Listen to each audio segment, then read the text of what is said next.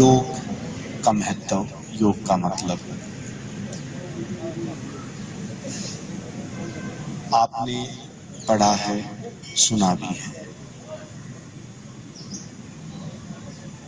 कहते हैं कि ध्यान, योग और योग का ही अंग ध्यान है। इसलिए योग के ऊपर आज थोड़ी सी चर्चा करेंगे। योग का मतलब कहते हैं कि जुड़ना। अब जुड़ना कहाँ है, किससे जुड़ना है? कहते हैं कि परमात्मा से जुड़ना, या यूं कहें कि कहते हैं कि उस अस्तित्व, उस जीवंत ऊर्जा से जुड़ना, या उस ब्रह्मांडीय शक्ति से जुड़ना, या कोई शक्ति है उससे जुड़ना। उससे पहले एक बात थोड़ी सी मैं कहूं कि कहते हैं कि हम जब अपने आप को देखते हैं या सुनते भी आए हैं, पढ़ते भी आए हैं, और सबने कहा है कि हमारे भीतर ही परमात्मा है, वो शक्ति है, वो जीवंत ऊर्जा है जिसके कारण हम जीवित हैं।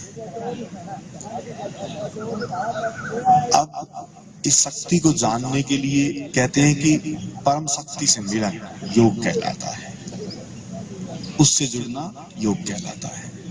लेकिन ये बहुत बहुत दूर की बात हो जाती है। बोले कि कैसे मिलेंगे, कैसे जुड़ेंगे, कैसे उससे मिलन हो सकेगा, कैसे उस शक्ति से हम अपने आप को परिचित करेंगे। तो धीरे धीरे इसी पे विचार चला, मंथन चला, और बहुत बहुत मंथन और विचार के बाद निकल के आया कि इसको पार्ट वाइज अगर ले लें तो ये चीजें बहुत हल्के से समझ आ जाएंगी। इसलिए ऋषियों ने, मुनियों ने खोजे, जिनको हम 7 चक्कर कहते हैं। फिर उन्होंने खोजा कि 7 चक्कर की जगह 7 शरीर भी हैं। जैसे 7 चक्रों के बारे में जाना, फिर 7 शरीरों के बारे में जाना, धीरे धीरे फिर पाया कि इन्हीं से संबंधित हमारे योग भी हैं। 7 योग हैं, 7 चक्कर हैं, 7 शरीर। अब कहते हैं कि योग के बारे में बहुत व्याख्याएं हुई, तो वो भी समझ नहीं आता।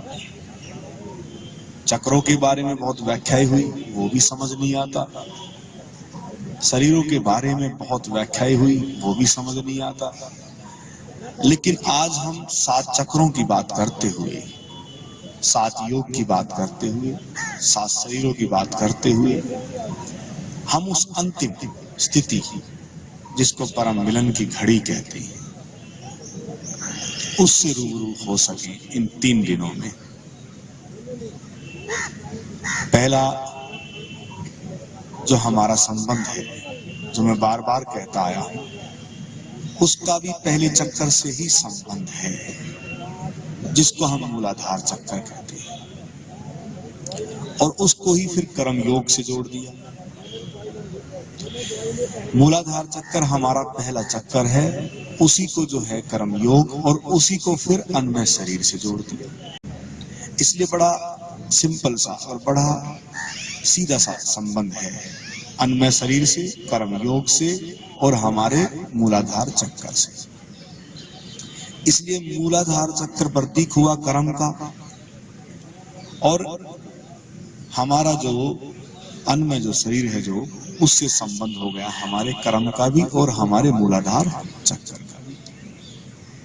इसलिए सब चाहते हैं कि शरीर हमारा स्वस्थ रह सके, कि शरीर का स्वस्थ होना कर्म से जुड़ा हुआ हो गया। शरीर का स्वस्थ होना हमारे पूरे शरीर से संबंध हो गया। इसलिए स्वास्थ्य की कामना सदियों से चलती आ रही है। यानी कि रोग अभी अभी बढ़े हैं, बीमारी तो शुरू से ही है। तो इसलिए बुद्ध थे तब भी, पतंजलि थे तब भी, राम थे तब भी, कृष्ण थे तब भी। अब हमें इस शरीर को अगर हम थोड़ा सा जान लें, शरीर के बारे में थोड़ा सा हम अगर समझ लें, और कर्म के बारे में अगर समझ लें, तो पहली जो अवस्था है, पहली जो परत है, पहला जो चक्कर है, वो स्पष्ट हो जाएगा। इसलिए योग का मतलब है जुड़ना, अब हम उस परम शक्ति को छोड़ दें, उससे मिलन होगा, कब होगा, क्या होगा, इसका कोई संबंध नहीं है।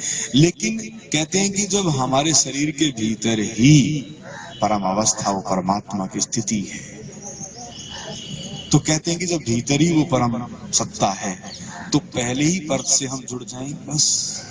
यानी कि हमारा योग का संबंध कहां से आरंभ होगा? हमारे शरीर से जुड़ना। और जैसे ही हम शरीर से जुड़ेंगे, जैसे ही हम शरीर के प्रति ध्यान और होश से भरेंगे, तो समझ लो वो कर्म योग और वो ध्यान योग हो जाता है। इसलिए शरीर के पूरे प्रति होश से भरते चले जाएं। तो समझो कि आप शरीर के प्रति होश से भरते जाएंगे तो जो भी आपके कर्म हैं, वो जो कार्य जो आप कर रहे हैं, वो भी पूरे ध्यान से ही और पूरे ध्यान पूर्वक होते चले जाएंगे। इसलिए चक्रों का भी गहरा संबंध है, योग का भी संबंध है। इसलिए कर्म योग को सर्वोपरि रखा गया। अब दूसरी बात आती है, फिर कहते हैं कि हमारी इंद्रियां हैं, 5 इंद्रियां हैं, और 5 इंद्रियों का संवेदनशील होना जरूरी है और महत्वपूर्ण है। इसलिए मैं कहूंगा कि जैसे शरीर से हम जुड़े, ऐसे ही हम इंद्रियों से जुड़ जाएं। बड़ा सिंपल सा है। जैसे सुनना है तो पूरे ध्यान से सुने, अगर हमें बोलना है तो ध्यान से बोले, और हमें देखना है तो अच्छे से देखें। अगर हमें खाना और भोजन अगर करना है तो उसके साथ भी हम पूरे होश और पूरे ध्यान से उस भोजन को ग्रहण करें।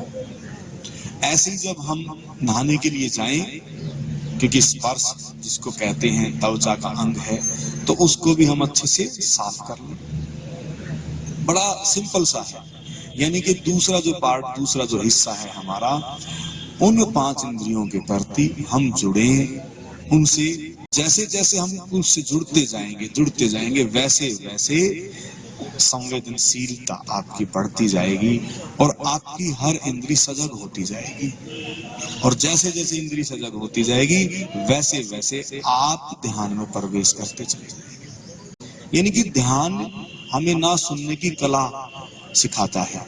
अगर ध्यान में बैठे तो चारों तरफ कहाँ आवाज आ रही है, कौन बोल रहा है, पक्षी बोल रहे हैं कि आदमी बोल रहा है कि हॉर्न की आवाज आ रही है। जैसे जैसे जैसे आप इसको ऐसे भी समझ सकते हैं कि जैसे एक ऑर्केस्ट्रा बज रही है। तो हम नॉर्मल जब संगीत को सुनते हैं तो हमें शायद वाद कौन से यंत्र बज रहे हैं हमें नहीं पता लगता। लेकिन अगर जैसे जैसे हम थोड़े थोड़े उसको सुनने में पारंगत होंगे, जैसे जैसे हम उसको सुनते जाएंगे, तो हो सकता है कि इसमें फ्लूट बजे, वो भी समझ, हाँ वो भी पकड़ी जाए, फिर गिटार बजे, वो भी पकड़ा जाए, फिर एक एक चीज जैसे जैसे पकड़ी जाएगी तो समझो कि हमारी सुनने की जो इंद्री है वो सजग हो रही है, वो संवेदनशील हो रही है।